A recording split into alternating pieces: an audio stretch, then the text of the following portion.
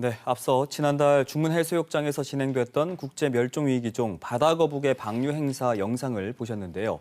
해양수산부가 중문해수욕장을 국내 유일의 바다거북 산란지로 지정할 만큼 바다거북은 제주 해안을 서식지로 삼고 있습니다.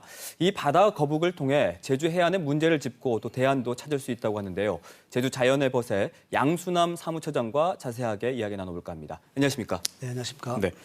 자, 우선은 사무처장님이 속한 제주 자연의 벗, 좀 생소한 단체인 것 같아요. 네네. 어떤 단체인가요?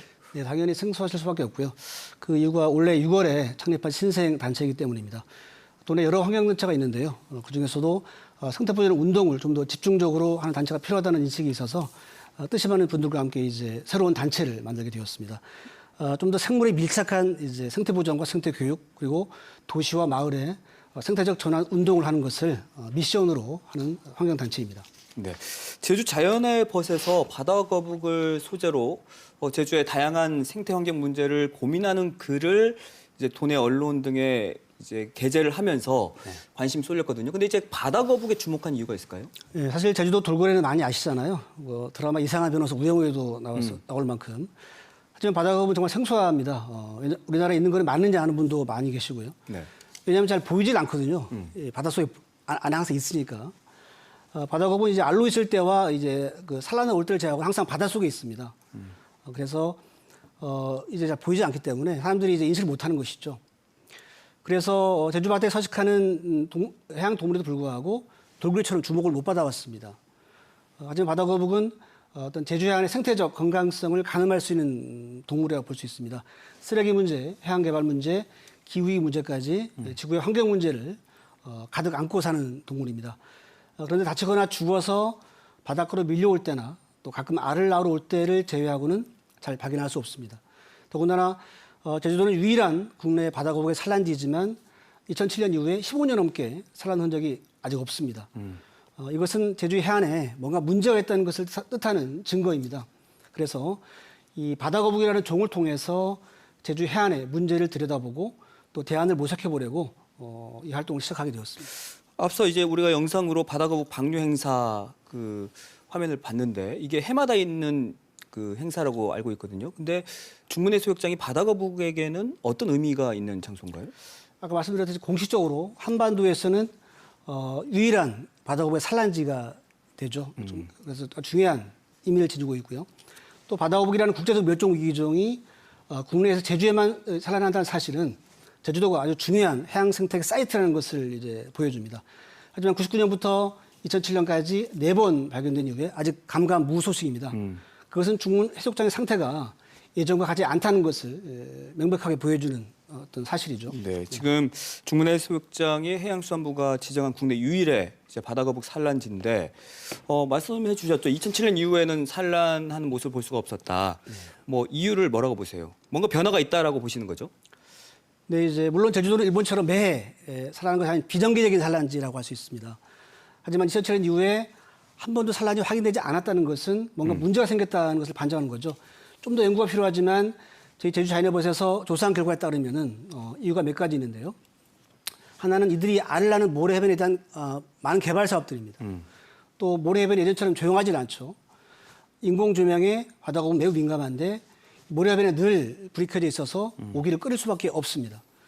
또 중문해수욕장에 가보면 이 산책로조차도 늘 조명이 켜져 있어가지고 밤새 켜져 있거든요.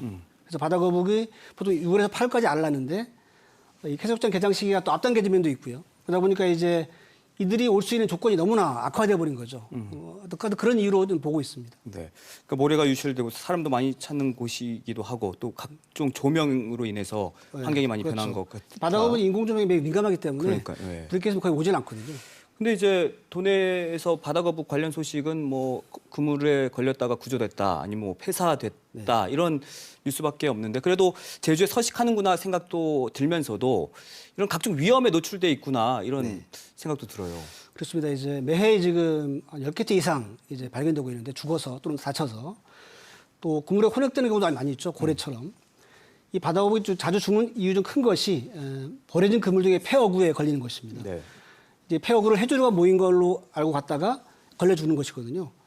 또 이처럼 사실상 제주도 바다의 어업 환경 자체가 이제 바다거북이 자주 걸려 죽을 수밖에 없는 구조입니다. 그래서 어업 방식이 좀 더 다른 생물을 배려하는 방식으로 변경이 필요하다는 반증이기도 합니다. 네. 근데 바다 거북을 통해서 우리나라 쓰레기 문제도 들여다볼 수 있어요?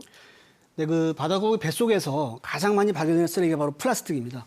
실제로 인류가 가장 많이 생산하고 버리는 것도 플라스틱이죠. 또 제주도 바닷가에서 가장 많이 발견되는 쓰레기도 플라스틱입니다. 즉 지구 쓰레기 문제, 더 좁게는 제주 쓰레기의 문제가 고스란히 이 바다 거북이의 뱃속으로 옮겨간 거죠. 언론에도 많이 나왔지만 이 비닐봉지를 해파리인 줄 알고 먹었다가 죽는 경우도 많고, 네네. 또 얼마 전에는 빨대가 이제 바다 거북 코에 꽂혀가지고 부상당한 사례가 있어서 논란이 됐습니다. 그만큼 지구의 쓰레기 문제를 이 바다 거북 한 종에서 상징적으로 볼 수 있습니다. 제주 바다숲의 상황을 또 바다 거북을 통해서도 알 수 있다고 했는데 바다 거북을 보호하게 되면 바다숲을 살릴 수 있다. 이게 어떤 얘기인가요? 네, 그 바다숲은 바닷속에서 이제 미역, 모자반 같은 해조류와 이 잘피 같은 해초류가 모여 사는 숲인데요. 바다 생태계가 시작되는 근간으로서 중요한 가치를 지니고 있습니다. 그런데 그동안 많이 사라졌죠. 바닷속에 잠겨 있다 보니까 우리가 모르는 사이에 안 보이기 때문에 해조류와 해초가 많이 사라지고 바다 사막화가 진행된 지 오래입니다. 그런데 그나마 잘피 같은 해초숲과 해조류 숲이 그나마 남아 있는데요. 이 잘피나 해초류는 푸른 바다 거북이 주로 먹는 이제 거죠. 근데 해조류는 해초가 적절하게 제거되지 않으면은 무성하게 자라서 해류의 흐름을 방해하거나 이 빛을 차단해서 그늘을 만듭니다. 그래서 푸른 바다 거북이 이런 이 바다 숲을 먹어주게 되면은 바다 상태가 더 건강하게 유지될 수 있는 거죠. 또 메부리 바다 거북이라는 바다 거북이 있는데 이들은 이제 바위나 산호에 붙은 해면을 즐겨 먹는데요. 이 메부리 바다 거북이 이제 없어지게 되면 해면이 지나치게 불어나서 이 산호 같은 생태계에 영향을 미치기 때문에 산호가 많이 사라지죠. 그래서 이 바다 거북과 바다 숲은 서로 영향을 미치는 아주 중요한 관계라고 볼 수가 있습니다. 네. 자, 어쨌든 국내 유일의 바다 거북 산란지인 중문 해수욕장에 바다 거북들이 이제 산란하러 돌아와야 되지 않겠습니까? 그러기 위해서는 환경을 그렇게 만들어줘야 할 텐데 어떤 대안들이 있을까요? 해양수산부가 매해 바다 거북을 산란하는 행사를 하는 건 좋습니다. 그건 긍정적인데요. 어쨌든 애들 생태계를 복원하는 것이니까요. 그건 좋게 보는데 하지만 한계가 있을 수밖에 없다는 것입니다. 그러니까 밑 빠진 독에 물 붓기 시킨 거죠. 먼저 항아리의 구멍을 메꾸는 것이 필요합니다. 즉 바다 거북이 알을 낳으러 올 수 있는 환경을 만들어주는 게 급선무인 것이죠. 즉 바다 거북이 알을 낳는 시기인 밤에는 최소한 야간 개장을 제한해 줘야 되고 또 산란 시기에는 최소한 산청로에 야간 조명이라도 꺼줘야 합니다. 그리고 이들이 알을 낳는 구역이 주로 해안사구인데요. 이 해안사구는 천막 같은 인공시설 최대한 설치를 지향하고 또 생태계도 좀 복원시켜 주어야 이들이 알을 낳으러 올 수 있는 조건이 조성됩니다. 근데 이제 중문 해수욕장이 관광지다 보니까 이게 가능할지가 좀 걱정스럽거든요. 반발이 있을 수 있지 않습니까? 예, 공정 상당히 가능하겠습니까? 어렵죠. 어쨌든 이제 주민들이 또 상권에서 반발할 수 있기 때문에 어쨌든 공조는 상당히 어렵습니다. 인간과도 공조가 어렵지 않습니까? 하물며 다른 동물과 공조는 더 어렵죠. 하지만 늘 언론 매체에 나오듯이 지구의 위기, 인류의 위기는 이러한 공존을 무시하고 인류만이 이기적으로 살아온 데 있었습니다.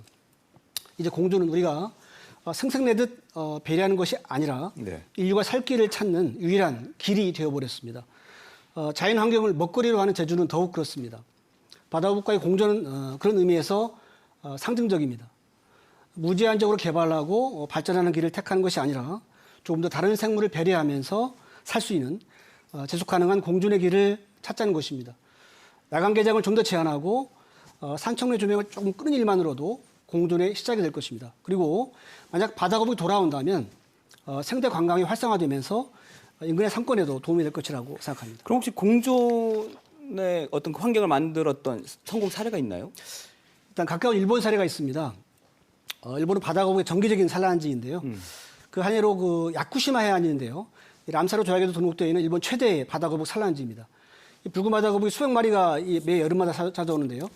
그런데 이제 관광지 개발로 인해서 이 바다거북 생존이 위협받게 되었고 2001년에 야쿠시마 바다거북관이 설립되었습니다.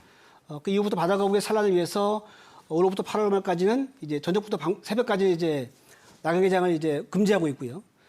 또 바다거북 보존을 위해서 바다거북 전시관 운영이라든가 바다거북 생태조사 활동 그리고 쓰레기 수거 등의 다양한 활동이 펼쳐지고 있습니다. 또 일본 도쿠시마 해안에 있는 오하마 해안이 있는데요. 여기도 5월부터 8월까지 아예 이제 산란지 아예 그 개장을 이제 폐쇄해가지고 이제 그 대신 바다거북 그 생태 관광을 이제 활성화시켜가지고 이게 하고 있고, 어떤 이제 바다거북을 살리면서도 생태 관광을 활성화시키면서 이제 지역 주민과 바다를 공존할 수 있는 어떤 하나의 사례라고 볼 수가 있겠습니다. 제주도 역시 이런 벤치마킹, 이런 공존 성공 사례들을 벤치마킹해서 꼭 공존의 섬이 될 수 있었으면 좋겠습니다. 오늘 말씀 여기까지 듣겠습니다. 고맙습니다. 네, 고맙습니다. 네.